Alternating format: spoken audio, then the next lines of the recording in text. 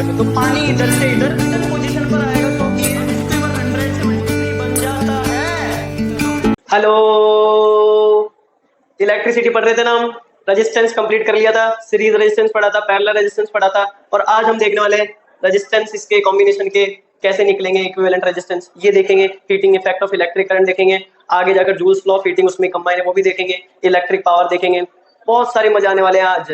तो my name is वैभव गुजर and I am teaching you electricity, और ये है इसका lecture number 4। Let's start up. देखिए, अगर इस कॉम्बिनेशन की मैं बात करूं, कैसा दिख रहा है यार, बड़ा अजीब सा दिख रहा है मुझे तो, देखो, बट अगर मैं दिमाग लगाऊं, मैंने सीरीज का क्या बोला था, एक बार देखते हैं, रिवाइज करते हैं। सीरीज कॉम्बिनेशन के लिए मैंने क्या बोला था कि अगर ये एक रजिस्टर है और ये दूसरा रजिस्टर है अपने पास, इन दोनों को मैं अगर एंड टू एंड, ये एंड और ये एंड, इसको कनेक्ट कर दूं तो ये कौन सा रजिस्टर हो जाएगा, सीरीज। अगर वहीं मैं दो रजिस्टर ले रहा हूं ऐसे और इसको मैं कनेक्ट कर देता हूं पैरेलली, यानी ऐसे कनेक्टेड है, ठीक है, तो ये हो जाएगा पैरेलल रेजिस्टेंस। अब देखना जरा ये कॉम्बिनेशन देखो एक बार, ये इसका एक एंड है, ये इससे कनेक्टेड है, इसका मतलब ये दोनों क्या हो गए सीरीज में। पहले इसका निकालते हैं, तो मान लेते हैं इसका इक्विवेलेंट रजिस्टर है कुछ R1, वो निकालना है हमें। कैसे निकलता है, R1 है तो इसका मतलब ये और ये प्लस कर देंगे हम, 10 + 20 ओम, इसका मतलब ये क्या गया 30 ओम, इसका तो निकल गया यानी। अब मैं इसको क्या कर सकता हूँ, देखना जरा एक बार, अब मैं इसको हटाकर ऐसे लिख सकता हूँ क्या, अब मैंने इसका इक्विवेलेंट रजिस्टर निकाल लिया, देखना एक बार, अब मैं इसको ऐसे लिख सकता हूँ, देखना, अब एक रजिस्टर बना सकता हूँ मैं इसको, और वो कितने ओम का होगा 30 ओम का, और इसका भी कुछ इस तरीके से निकाल लूंगा मैं, और इसको अगर मैं प्लस करूंगा इन दोनों को, मान लेते हैं इसका इक्विवेलेंट रजिस्टर है R2 और इसकी जो वैल्यूज आ रही है वो क्या आ रही है 25 और 35, और ये इक्वल आएगा 60 ओम के।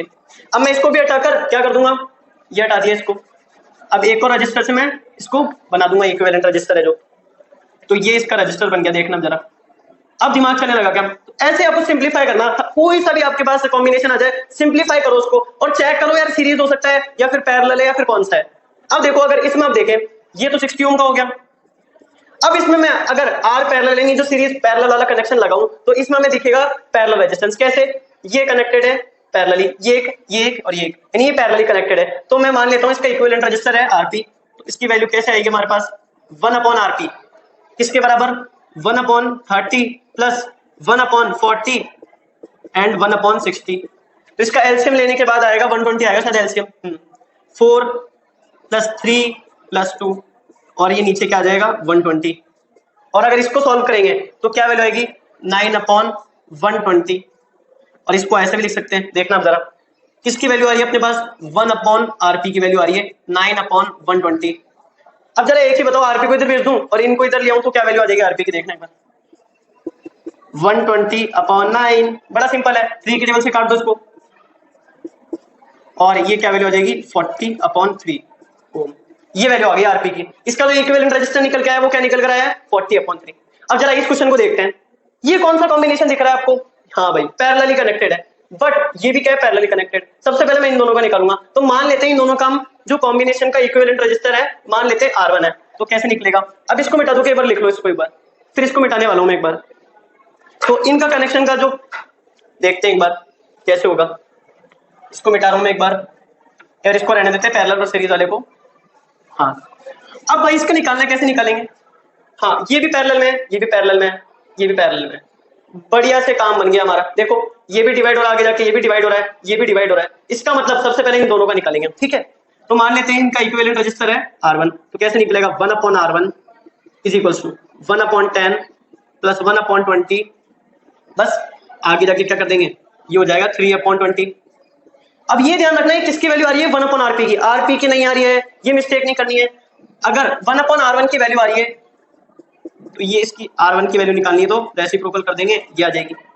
आगे जाके इसको निकालना है इन तीनों का, अब इसको मैं क्या कर दूं, एक इक्विवेलेंट रजिस्टर से जोड़ देता हूं, जो कि क्या निकल कर आया है 20/3, ये लो, इसका क्या वैल्यू आ रही है 20/3 ओम।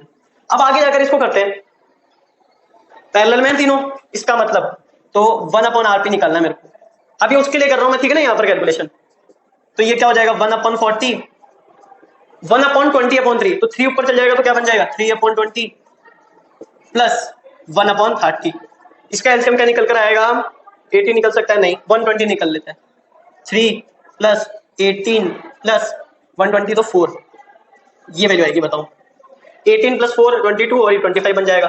तो जो 1/rp की वैल्यू निकल कर आएगी यहाँ से क्या निकल कर आएगी, देखना जरा, 25/120 निकल कर आएगी। चेक भी कर सकते हो एक बार। अब मैं इसको रेसिप्रोकल कर दूं दोनों को, तो क्या वैल्यू आ जाएगी अपने पास आरपी की, 120/25 ओम। और इसको आगे सॉल्व करोगे तो 5 से कैंसिल हो जाएगा, 5 5 जा 5 2 जा 24, ये वैल्यू आएगी अपने पास अप्रोक्सीमेटली 4.8 ओम। कैलकुलेट कर सकते हो आप। तो बढ़िया से समझ में आया ना, ये दोनों कॉम्बिनेशन के देखे, ऐसे बहुत सारे कॉम्बिनेशन बन सकते हैं, खुद बना लो कभी फ्री बैठे हो तो, कोई से भी कॉम्बिनेशन बनाकर देखो और उसका सीरीज और पैरेलल का रेजिस्टेंस निकाल के देखो, ठीक है, इक्विवेलेंट रेजिस्टेंस भी निकाल के देखो, फिर आगे बढ़े, ठीक है, इसको मिटाते हैं। अब एक क्वेश्चन करते हैं बढ़िया वाला, एनसीईआरटी का, ये चेक करना एक बार, एनसीईआरटी निकाल लो, एनसीईआरटी एक्सरसाइज का ये बढ़िया सा क्वेश्चन। तो क्वेश्चन नंबर है वो चेक कर लेते हैं एक बार, कौन सा है, हाँ एक्सरसाइज का ये क्वेश्चन नंबर है, एक्सरसाइज का क्वेश्चन नंबर 10।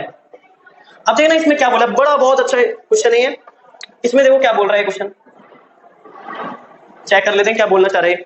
176 ओम के रजिस्टर से अपने पास उनको पैरेलली कनेक्ट कर दिया है, ठीक है ठीक है ठीक है। अब देखो ये क्या बोलना चाह रहे हैं क्वेश्चन, खैर पढ़ना आप भी।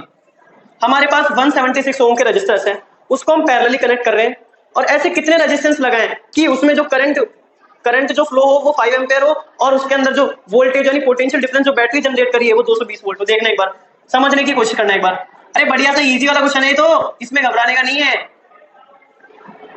ऐसे कनेक्टेड होगा, यहाँ भी कनेक्टेड होगा ऐसे ही, और ऐसे चलते चलते मान लेते हैं n नंबर ऑफ रजिस्टर्स ऐसे कनेक्टेड है, यार इसका डायग्राम बना लेते हैं जिस तरीके से, हाँ, और ये कनेक्टेड है एक बैटरी से, या सेल बोल देते हैं, सेल से कनेक्टेड है।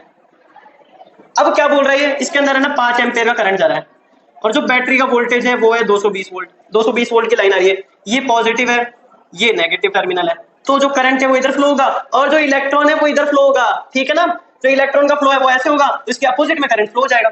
अब क्या होगा, ये 176 ओम का रजिस्टर है, ये भी 176 का है। अब मैं बोल रहा हूं ऐसे ना n नंबर ऑफ कनेक्टेड है, n number of register, number of register कितने हैं, n, मान लेते हैं n कनेक्टेड होंगे ऐसे। अब मैं n की वैल्यू निकालना चाहता हूं यार, n कैसे निकलेगा, जरा एक चीज बताओ, इसके अंदर जो पोटेंशियल डिफरेंस है और जो करंट जा रहा है वो कोई इक्विवेलेंट रेजिस्टेंस में से जाएगा ना, इसका जो मैं अगर इक्विवेलेंट रेजिस्टेंस निकालूंगा तो उसको एक रजिस्टर से मैं कनेक्ट कर दूंगा, देखने में जरा ऐसे कुछ हो जाएगा क्या, ये इसका इक्विवेलेंट रेजिस्टेंस है, ये बैटरी लगी हुई अपनी मिसाइल नहीं, और यहाँ पर 5 एम्पीयर जा रहा है, और ये कुछ इक्विवेलेंट रजिस्टर है, मान लेते हैं इसको आरटी, बड़ा इजी है, और ये जो पोटेंशियल डिफरेंस है ये कितना है 220 वोल्ट। अब अगर मैं ओम्स लॉ लगाऊं, वोल्टेज अपने पास, करंट है अपने पास, आरपी अपने पास, आरपी निकाल लेंगे बस। तो अगर मैं ओम्स लॉ लगाऊं according to Ohm's law, Ohm's भैया क्या कहते हैं, ओम्स भैया ये कहते हैं कि V = IRP, आरपी की वैल्यू निकालनी है, आई को नीचे भेज दो, V/I, V की क्या वैल्यू है 220 वोल्ट, आई की क्या वैल्यू है 5 एम्पीयर, जरा पुट कर दो इसमें, इतना सिंपल काम है। तो क्या आ जाएगी इसके वैल्यू, मेरे हिसाब से नीचे 44 ओम। इसका मतलब इक्विवेलेंट रेजिस्टेंस पता लग गया ना। अब मैं एक बार जो फॉर्मूला है अपना, फॉर्मूला क्या है जरा बताना एक बार, 1/Rp = 1/R1, ठीक है, ऐसे चलता जाएगा 1/R2 प्लस ऐसे चलता जाएगा ये 1/Rn।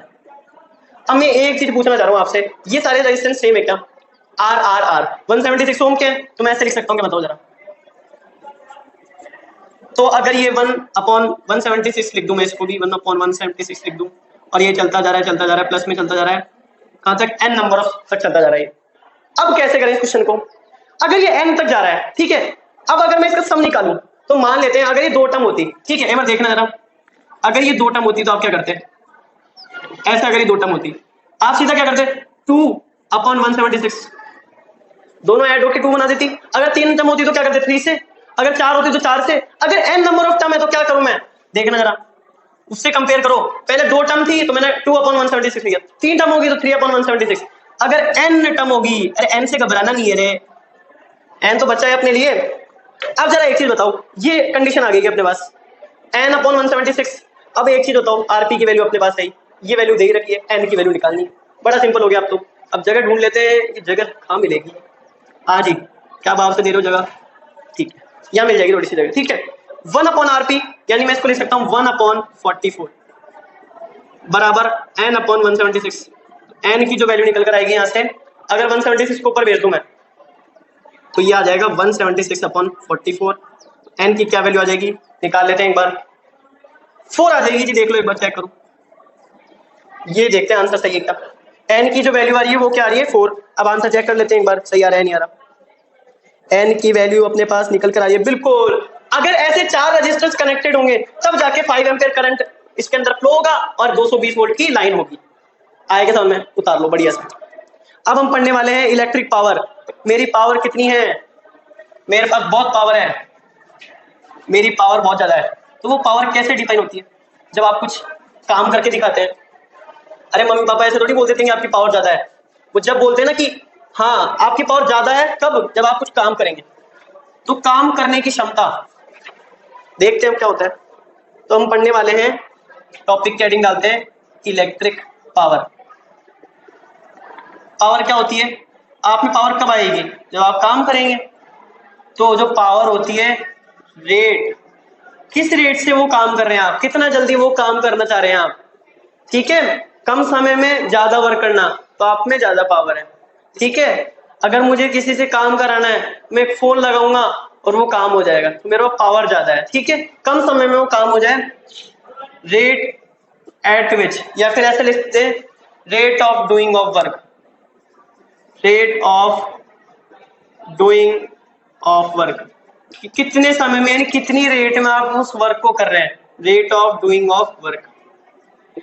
जहां भी रेट आ जाए ना, ध्यान रख लेना 1/टाइम लगाना है, बस टाइम को डिनोमिनेटर में डालना है। तो जो पावर का फॉर्मूला निकल के आएगा, देखना जरा, पावर का जो फॉर्मूला निकल कर आएगा ये आ जाएगा क्या, वर्क अपॉन टाइम। वर्क की यूनिट क्या होती है, जूल, इसकी ऐसा यूनिट सेकंड। तो जो पावर की यूनिट निकल कर आती है, ऐसे निकल कर आती है what. What is your problem, नहीं नहीं नहीं वाट, ठीक है। तो ये क्या हो जाएगा, इसको ऐसे डिनोट करते हैं, ठीक है। ये आपने पढ़ भी रखा होगा। अब हम बातें करते हैं कि जो वर्क है, अब एक फॉर्मूला रिवाइज करना, देखो हमने पढ़ा भी है, जो पोटेंशियल डिफरेंस का फॉर्मूला आता है वो ये आता है कि बताओ, V इज टू W/Q, ये आता है क्या बताओ। यहां से मैं वर्क निकालूं अगर, तो ये Q उधर चल जाएगा। इलेक्ट्रिक पावर की अगर मैं बात कर रहा हूं, किसी सर्किट में अगर मैं बात कर रहा हूं, ऐसा कोई सर्किट है अपने पास, इसमें ये बैटरी लगी हुई है, तो इसमें कितना वर्क कर रहे हैं, ठीक है। ये करंट पहुंचाने में कितना वर्क कर रहा है, ठीक है। ये तो क्या करेगा, पोटेंशियल डिफरेंस बनाएगा, और ये कितना वर्क करेगा इस करंट को यहां पहुंचाने के लिए। तो ये क्या होती है, पोटेंशियल डिफरेंस। अब जरा देखना एक बार, ये लिख सकता हूं कि मैं V is equal to W/Q। तो यहां से W क्या निकल कर आ जाएगा, VQ, ठीक है। अब जरा एक और फॉर्मूला रिवाइज करा देता हूं, I is equal to Q/T पढ़ा था हमने। ये भी रेट ऑफ चार्ज होती है, इसका मतलब rate of flow of charge होती है करंट। इसका मतलब क्या हो गया, जो पावर आ गई, वर्क की जगह अगर मैं VQ लिख दूं। अब जरा एक चीज देखना, डुक डुक डुक डुक डुक डुक डुक डुक डुक डुक, ये क्या दिख रहा है आपको, आगे भी ले जाओ, Q/T, Q/T, I दिख रहा है क्या, इसका मतलब ये क्या हो जाएगा, पावर का फॉर्मूला VI। इसकी एक और यूनिट बन सकती है, V की क्या होती है, वोल्ट, और एम्पियर इसकी बनती है, तो इसकी एक और यूनिट बन जाएगी V एम्पियर। तो आया क्या समझ में। अब ये काम आने वाला है एक कॉन्सेप्ट में, देखना आप जरा, इसको लिख लो एक बार, rate of doing of work, कितने आप रेट ले रहे हैं उसको वर्क को करने में, यानी कितना आप टाइम ले रहे हैं उस वर्क को करने में। मिटा दे इसको। अब आगे बढ़ते हैं बढ़िया से टॉपिक में, हीटिंग इफेक्ट। करंट से हीट भी जनरेट होती है क्या, क्या आप प्रेस करते हैं, अरे आप तो नहीं करते होंगे, मम्मी से करवाते होंगे। क्या आप प्रेस करते हैं, प्रेस को अगर हमें चलाना है, इलेक्ट्रिक करंट पहुंचाना पड़ेगा, प्लग में लगाना पड़ेगा उसको, प्लग में लगाते उसके अंदर इलेक्ट्रिक करंट आता है और गर्म हो जाती है, कैसे, इफेक्ट है ये करंट का। मान लेते हैं एक बल्ब है हमारे पास, ये जलता है, आपको पता है इसके अंदर जो फिलामेंट होता है, ये जो एक वायर लगा हुआ है इसके अंदर, देखना जरा, ये एक वायर लगा हुआ है इसके अंदर, ये क्या करता है, जैसे इसके अंदर हम जैसे इसको डाल देते हैं और इसके अंदर जो करंट आता है वो क्या करता है, इस वायर को गर्म करता है। जैसे इस वायर को गर्म करता है, ये जो वायर है इसकी रेडिएशन एमिट करता है, लाइट एमिट करता है, ये गर्म होने पे लाइट एमिट करता है, इसी कारणवश हम इलेक्ट्रिक बल्ब से लाइट ले पाते हैं। इलेक्ट्रिक ओवन, ये भी एक हीटिंग इफेक्ट का एग्जांपल है। बहुत सारी चीजें आपकी डेली लाइफ में, कभी आपने देखा है पंखा बहुत देर चला रहता है, ठीक है, अब वो कितनी देर चला हुआ है वो देखना होगा। मान लेते हैं बहुत समय हो गया, 1-2 घंटे से चला हुआ है, और जैसे ही आप इसके जो ऊपर वाले हिस्से पे हाथ लगाते हैं वो गर्म दिखता है, क्यों? Heating effect of electric current. तो हेडिंग डालते हैं इसी के साथ, heating effect of electric current. बहुत बढ़िया तरीके से समझना है इसको, मार्कर ये रहा। Heating effect of electric current, ये क्या होता है जी? जो इलेक्ट्रिक करंट है, heating effect of electric current. अगर मैं आपसे पूछूं एक सर्किट बना के, हेडिंग डाल देते हैं। अगर मैं एक सर्किट बनाता हूं आपके लिए, सर्किट क्लोज पाथ, ये एक सर्किट बनाया मैंने, इसके अंदर यहाँ एक वोल्ट मीटर अटैच कर दिया, ठीक है। वोल्ट मीटर क्या मेजर करता है? Potential difference. या एक बैटरी लगा दी मैंने, ठीक है, या फिर सेल लगा दिया मैंने, बैटरी भी लगा सकते हैं या फिर सेल भी लगा सकते हैं। और इधर एक अपना एम मीटर लगा दिया जिसको हम ए से डिनोट करते हैं। इतनी बात क्लियर है क्या? ये इसका पॉजिटिव, ये इसका नेगेटिव। आगे जाके इधर से इलेक्ट्रॉन फ्लो होंगे, इधर से करंट फ्लो होगा, तो यहाँ करंट का फ्लो होगा, यहाँ करंट का फ्लो होगा।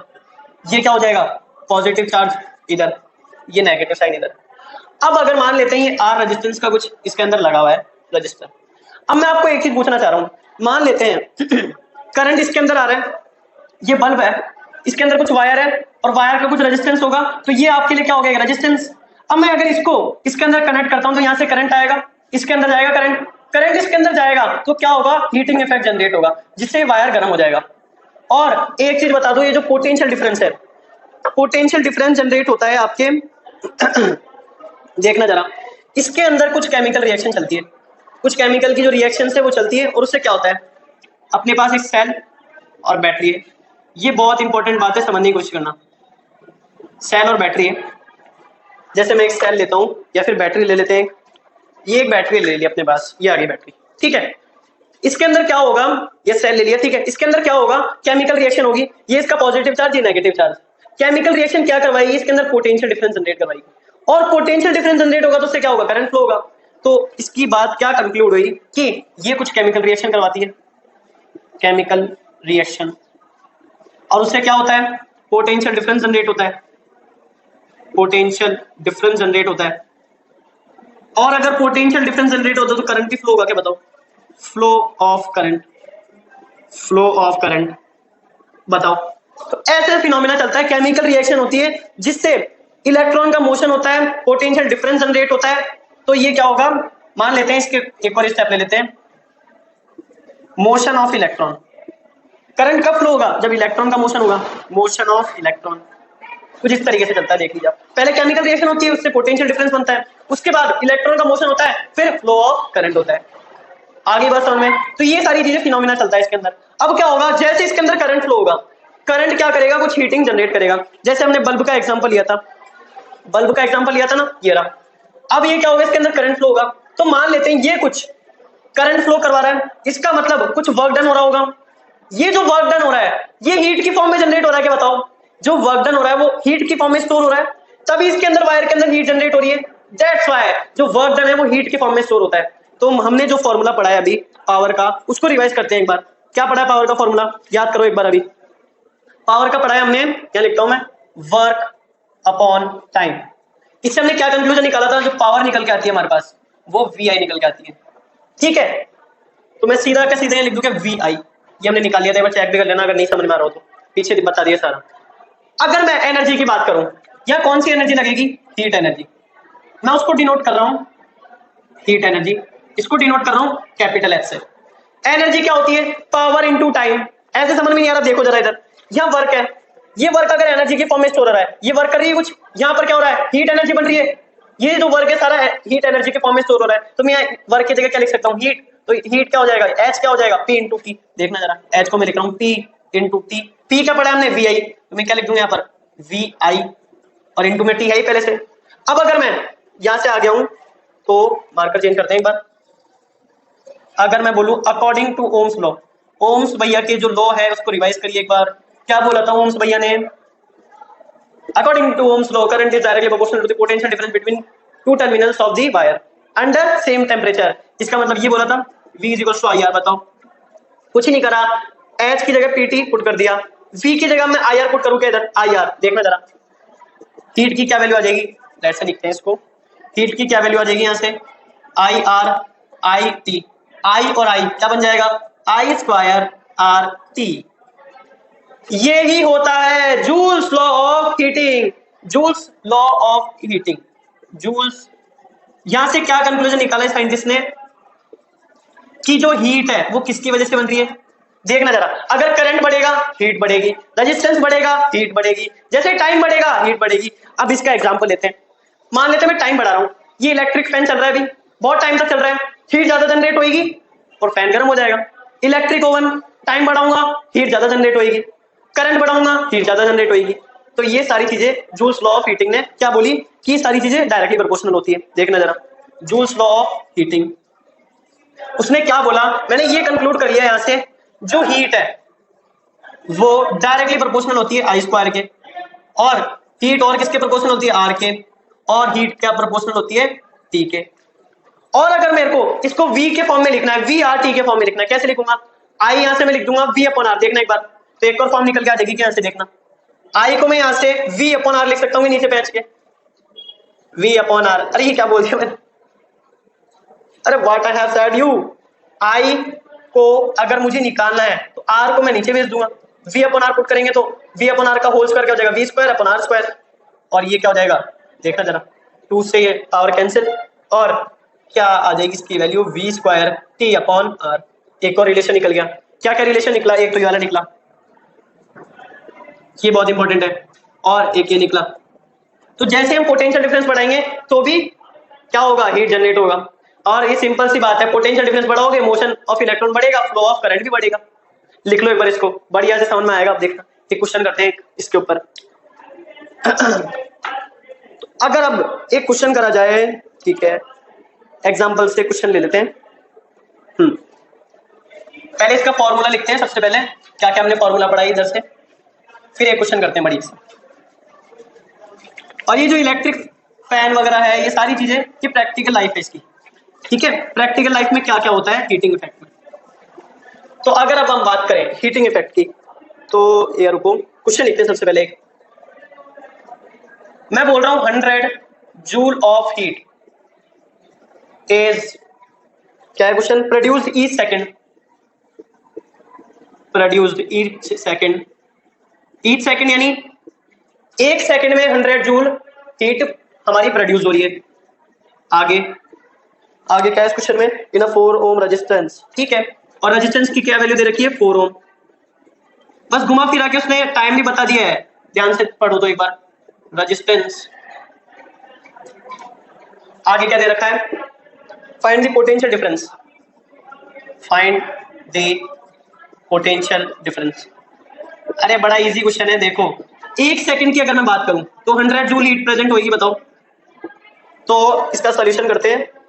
अगर मैं टाइम 1 सेकंड लूं, वो बोल रहा है ईच सेकंड, हर सेकंड में 100 जूल प्रेजेंट होती है, प्रोड्यूस होती है, फिर तो एक सेकंड के लिए कितनी प्रेजेंट होगी, 100 जूल। रेजिस्टेंस कितना दे रखा है, 4 ओम दे रखा है, बिल्कुल दे रखा है। अब एक एक्सप्रेशन पढ़ा है हमने, देखो क्या पढ़ा है, heat is equals to I square R T. अगर ये एक्सप्रेशन नजर लगाए तो क्या होगा, आई स्क्वायर आर टी, और हीट की जगह हम क्या रख सकते हैं, 100 जूल। आई की वैल्यू निकालनी है, नहीं निकालनी, इसका मतलब ये वाला एक्सप्रेशन यूज करेंगे, पोटेंशियल डिफरेंस नहीं निकलेगा, आई निकलेगा। हमें अगर पोटेंशियल डिफरेंस निकालना है दूसरा एक्सप्रेशन यूज कर लेंगे, यहां से काम नहीं बन रहा। तो एक और एक्सप्रेशन हमने क्या पढ़ा है, V square T upon R, ये वाला यूज कर लेंगे। अरे कोई दिक्कत नहीं है, कोई बड़ी वाली बात नहीं है, V square T upon R use कर लेंगे और अपना काम बनता तो बाढ़ में जाए जनता। वी स्क्वायर निकालना है, इसका मतलब मैं क्या लिख सकता हूँ, इसको देखना, v is equals to R को ऊपर भेजे एच आर, नीचे क्या आ जाएगा टी, और ये सारी चीजें किसमें रहेगी, रूट में, क्योंकि यहाँ वी स्क्वायर था, ठीक है।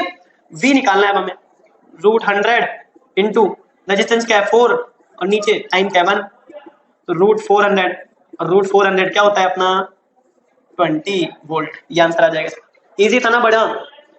एक और करें क्वेश्चन, आ जाइए एक और करते हैं। तो कुछ नहीं करना, बस कॉन्सेप्ट को लेके चलना है, कॉन्सेप्ट क्या है, और प्रैक्टिकल लाइफ में लेनी है हर चीज को।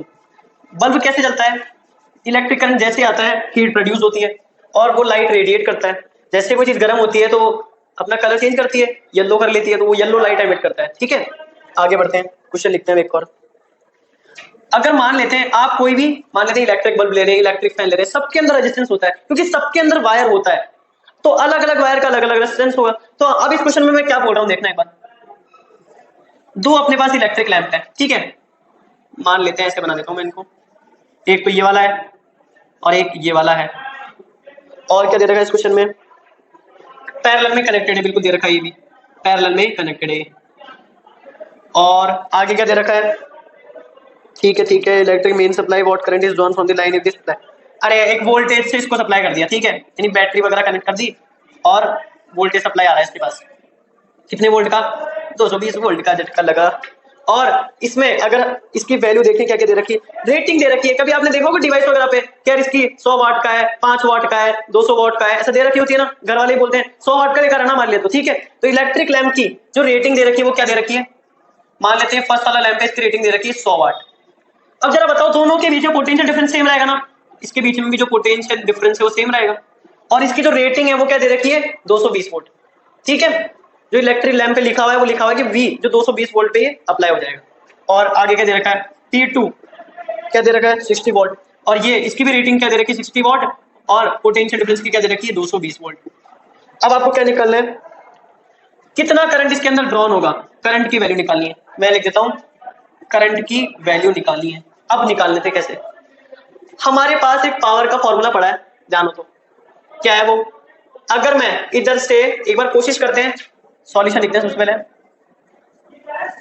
P1, ठीक है, P1 बराबर, अब जरा इधर देखना एक बार, अगर मैं ये पावर का फॉर्मूला यूज करूं, V की जगह अगर मैं इसमें ओम्स लॉ लगा दूं तो क्या हो जाएगा, IR और I, और IR I क्या हो जाएगा, I स्क्वायर R।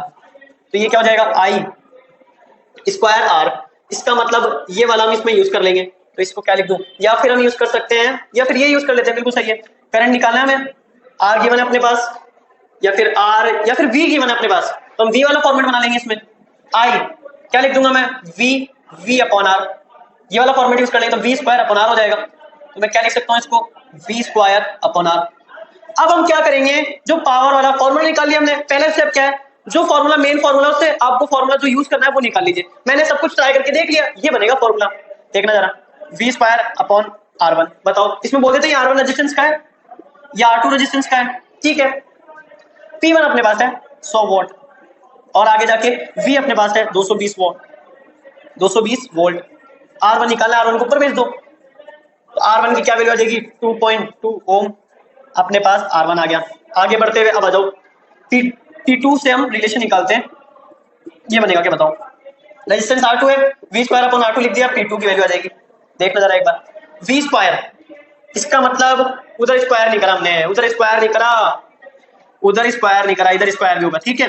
तो अगर ये स्क्वायर होगा तो इसकी जो वैल्यू निकल के आनी चाहिए वो क्या निकल के आएगी, देखो हम भी इंसान ही हैं, गलती तो हमसे भी होती है, तो इसकी वैल्यू निकल के आएगी 48400, तो ये वैल्यू आ जाएगी इसकी 484 ओम। देख लो जरा, 48400 नीचे आएगा तो 00 कैंसिल, तो 484 ओम निकाल के चेक कर सकते हैं आप।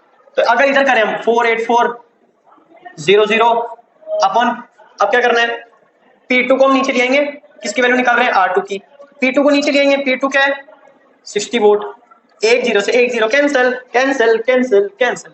अब आ जाइए आगे, अगर मैं इसको सॉल्व करने जाऊं तो कुछ काम बनेगा अपना, ठीक है, करके देखते हैं एक बार।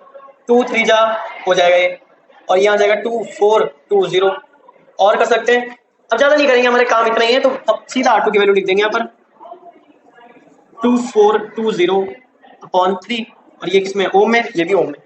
अब अगर एक चीज बताओ मेरे को, अगर मैं इसको एक इक्विवेलेंट रेजिस्टेंस से कनेक्ट कर दूं, उसकी अगर वैल्यू निकालूं तो पैरेलल रेजिस्टेंस निकल के आएगी, और उसका फॉर्मूला हमने क्या पढ़ा है, 1/R3, 1/R1, 1/R2, और ये क्या निकल कर आएगा 1/484 प्लस, अब जरा एक बताओ 3 ऊपर चल जाएगा ना, मैं सीधा का सीधा लिख रहा हूँ 2420। अब सीधा कैलकुलेशन करनी है हमें, RP की वैल्यू निकालता हूँ मैं सीधा। अगर इसका एलसीएम लेंगे तो ये आएगा 2420, तो ये 5 अपॉन ये हो जाएगा। देखना जरा ये आएगा, देखना जरा क्या करा मैंने इधर, मैंने एलसीएम लिया तो इसका एलसीएम आएगा ये, अगर मैं इसको 5 से इंटू करूंगा तो 5 + 3 अपॉन 2420। देखो एक बार, अब इसको क्या लिख सकता हूँ मैं 8 अपॉन 2420, इसका रेसिप्रोकल क्या हो जाएगा 2420 अपॉन 8। इसको ऐसे रहने दो इस वैल्यू को।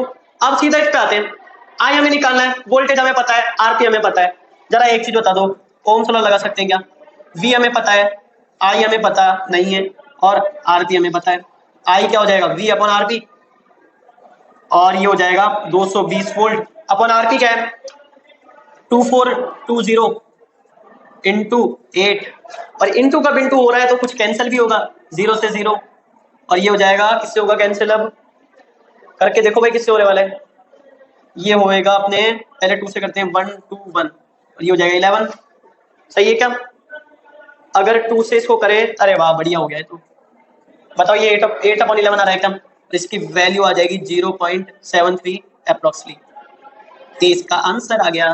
ठीक है, एक बार रिवाइज करो क्या क्या। सबसे पहले क्या करा, ये दो हमारे को पावर रेटेड थी 100 वॉट 60 वॉट, हमने ये वाला रिलेशन यूज करा, ये काम आ जाएगा, इससे ये भी निकल जाएगा, ये भी निकल जाएगा, R1 और R2 दोनों निकल जाएंगे। तो इसको क्या करा, ये रिलेशन यूज करा, तो पहले तो हमसे गलती हो गई थी, स्क्वायर नहीं लगाया था, फिर बाद में हमने स्क्वायर लगा के ये वैल्यू निकाली, R2 की ये वैल्यू निकाली, एंड देन 1 अपॉन RP का फॉर्मूला यूज करके ये RP की वैल्यू निकाली। और अगर RP की वैल्यू निकल गई तो हमें पता है कि हम इसको ऐसे भी लिख सकते हैं। देखो जरा, ये कोई इक्विवेलेंट रेजिस्टेंस है RP, और इधर करंट आई जा रहा है, और ये जो वोल्टेज है इधर कितना है V। हमने यहां से क्या यूज करा, ये ओम्स लॉ यूज कर लिया, ओम्स लॉ यूज करने के बाद I की वैल्यू निकल गई। बड़ा सिंपल था ना? ठीक है, आया बढ़िया से समझ में। अब आगे बढ़ते हैं किस पे, अब प्रैक्टिकल लाइफ में आते हैं हम। प्रैक्टिकल लाइफ बड़ी अच्छी होती है, हर चीज को ऑब्जर्व करते हैं हम क्या क्या होता है प्रैक्टिकल में।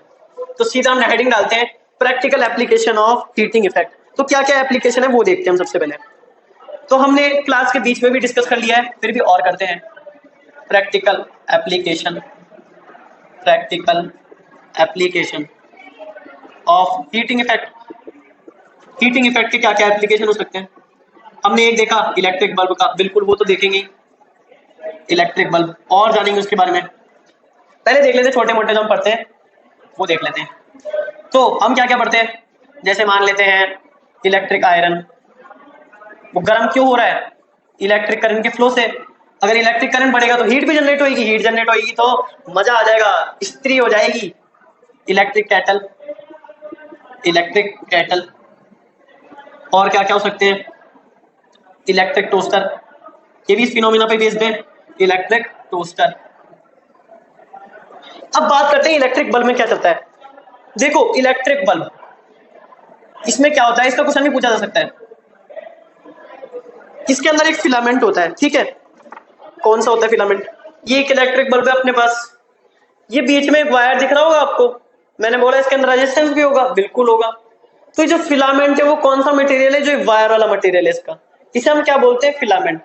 तो क्या होता है, इसे हम एक वायर से कनेक्ट करते हैं, जो कौन सा होता है? टंगस्टन का वायर, ठीक है।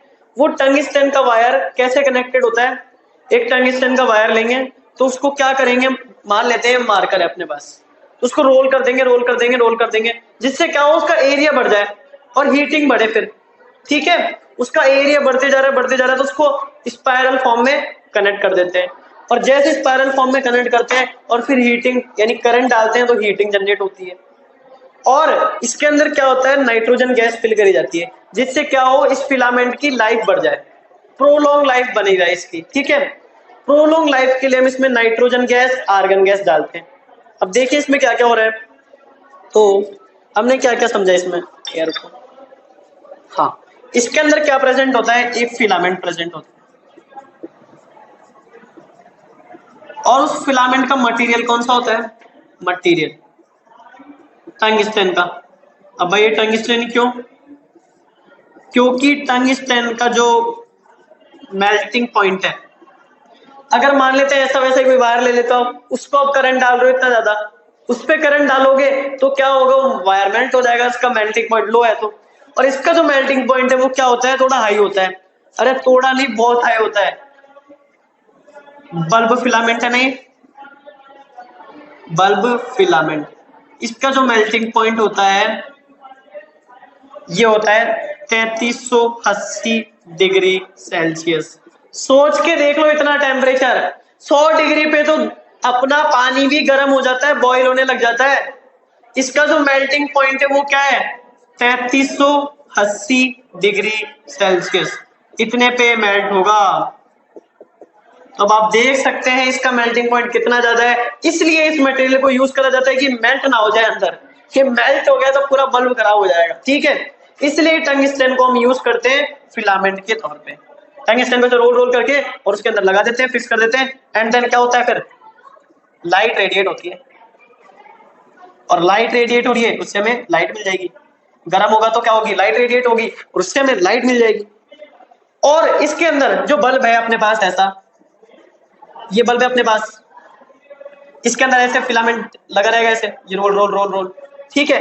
अब क्या होगा इसके अंदर, ये जो स्पेस है ना सारी, ये स्पेस, इसके अंदर N2 and argon gas present होगी, जिससे क्या होगा, N2 and argon gas is present, जिससे क्या होगा, इसकी जो लाइफ है, या फिर ऐसे बोल सकते हैं prolong life, prolong life, prolong life बनी रहेगी जिससे। तो जैसे प्रोलॉन्ग लाइफ बनी रहेगी तो ये बल्ब बहुत समय तक चल पाएगा, ठीक है। इतना आगे बढ़े, अब फ्यूज के बारे में पढ़ते हैं, फ्यूज क्या होता है, और ये हमारा लास्ट टॉपिक होने वाला है। फ्यूज हमारा लास्ट टॉपिक होगा, ठीक है। अब फ्यूज क्या होता है, अब आपने देखा होगा कभी हमारे घर में लाइट आती है और जो करंट, अगर मैक्सिमम करंट आ जाए, तो मान लेते हैं कि अपने पास इलेक्ट्रिक आयरन है, इसमें फ्यूज लगा रहता है। क्यों फ्यूज इसलिए लगा रहता है कि मान लेते हैं ये 1 किलोवाट इसका वो है पावर, ठीक है, ये रेटेड है, और इसको हम ऑपरेट कर रहे हैं 220 वोल्ट। फ्यूज इसलिए यूज होता है, फ्यूज कुछ ऐसे बना रहता है देखो, और इसके बीच में वायर होता है। तो क्या होगा, जैसे ही इसके अंदर मैक्सिमम करंट आएगा, मैक्सिमम करंट आएगा, तो ये क्या हो जाएगा, ये हो जाएगा ब्लास्ट, ठीक है। और ये वायर क्या हो जाएगा, ब्रेक, वायर हो जाएगा ब्रेक, और उससे करंट आगे पहुंच नहीं पाएगा। तो मान लेते हैं अपने इससे कनेक्ट कर दिया एक इलेक्ट्रिक आयरन, एक इलेक्ट्रिक आयरन, और ये एक इलेक्ट्रिक आयरन कनेक्ट कर दिया। अब इधर से अगर बहुत ज्यादा करंट आ गया, इतनी क्षमता नहीं है इसकी, पर उससे भी ज्यादा करंट आ रहा है, तो ये क्या करेगा, फ्यूज, फ्यूज हो जाएगा। बोलते ना फ्यूज लगा दो, फ्यूज लगा दो, सही रहेगा, बेनिफिट रहेगा। तो क्या होगा, इसके अंदर ब्लास्ट होगा, और उससे क्या होगा, वायर ब्रेक हो जाएगा, करंट आगे पहुंचेगा नहीं, सर्किट टूट जाएगा। तो मैं क्या लिख दूं, circuit will break, circuit will break. और सर्किट ब्रेक हो गया तो करंट फ्लो बंद, नो करंट फ्लो, या लिख देते हैं no current flow, no current flow. अगर करंट ही फ्लो नहीं होगा तो इसके पास इतना मैक्सिमम करंट नहीं जाएगा। अगर मैक्सिमम करंट नहीं जाएगा तो क्या होगा, ये डिवाइस अभी वर्क नहीं करेगा, यानी स्टॉप हो गया पर खराब भी नहीं हुआ। अगर मैक्सिमम करंट जाता, बहुत ज्यादा करंट जाता, तो क्या होता है, ये गर्म हो जाता और खराब हो जाता। इसके अलग अलग जो डिवाइसेज है वो गर्म हो जाते हैं, और उससे क्या होता है, वर्क करना बंद हो जाता। मान लेते हैं इलेक्ट्रिक आयरन की जो रेटिंग है 1 किलोवाट है, और हम इसको ऑपरेट कर रहे हैं 220 वोल्ट पे। 1 किलोवाट को हम ऐसे भी लिख सकते हैं 1000 वॉट, ठीक है।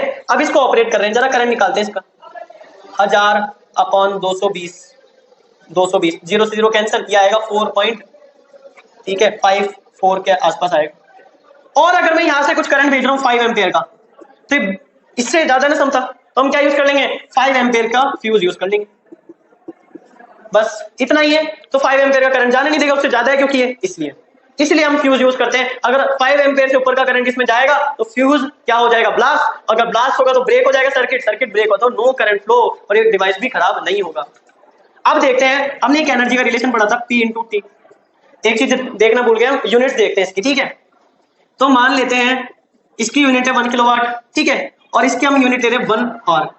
ज्यादा समय में होगी पावर की हम यूनिट क्या लेंगे, किलोवाट्स में लेंगे ज्यादा, कि वॉट जो है वो कम यूनिट है, इसकी ज्यादातर यूनिट्स क्या रहेगी, किलोवाट में। तो जो किलोवाट में ले रहे हैं तो इसको ऐसे लिख देंगे कि बताओ 1 किलोवाट आवर, बताओ ये इसकी यूनिट हो जाएगी क्या, एनर्जी की। इसको एक्सपेंड करें तो 1000 वॉट। अगर 1 घंटे को मुझे सेकंड में चेंज करना है तो क्या करूंगा, 60 तो मिनट होते हैं, अगर 1 मिनट में देखूंगा तो मैं कितने सेकंड होते हैं, 60, तो ये हो जाएगा 3600 सेकंड्स। तो इसको मैं 10 टू कर दूंगा 3600 सेकंड से, तो क्या हो जाएगा 1000 इंटू ये हो जाएगा, एंड देन इसकी जो यूनिट आएगी वो देखने वाली बात है, वॉट सेकंड। ये वॉट है ऐसा यूनिट में, ये सेकंड है ऐसा यूनिट में। और जरा एक ही बताना, ऐसा यूनिट में हम एनर्जी की क्या यूनिट लेते हैं, हम लेते हैं जूल। तो जो 1 किलोवाट आवर है, 1 किलोवाट आवर, उसमें होते हैं 3.6 इंटू 10⁶ इंटू 10⁶ जूल। और इसी के साथ इलेक्ट्रिसिटी हमारा कंप्लीट हो चुका है। तो बढ़िया से समझ में आया होगा। मैंने पूरी कोशिश करी आपको समझाने की, बल्ब लेके समझाया, ऐसा कुछ एक्सपेरिमेंट भी करा जिससे हमने पोटेंशियल डिफरेंस समझा, कुछ ऐसा एक्सपेरिमेंट भी करा था, और भी बहुत सारी चीजें करी है। तो अगर आपने प्रीवियस वगैरह वीडियो नहीं देखे हैं, थोड़े मिस हो गए हैं, तो उसको देखिए। उम्मीद करता हूँ आपको बहुत अच्छे समझ में आया होगा। Please do like share subscribe to my channel. Bye.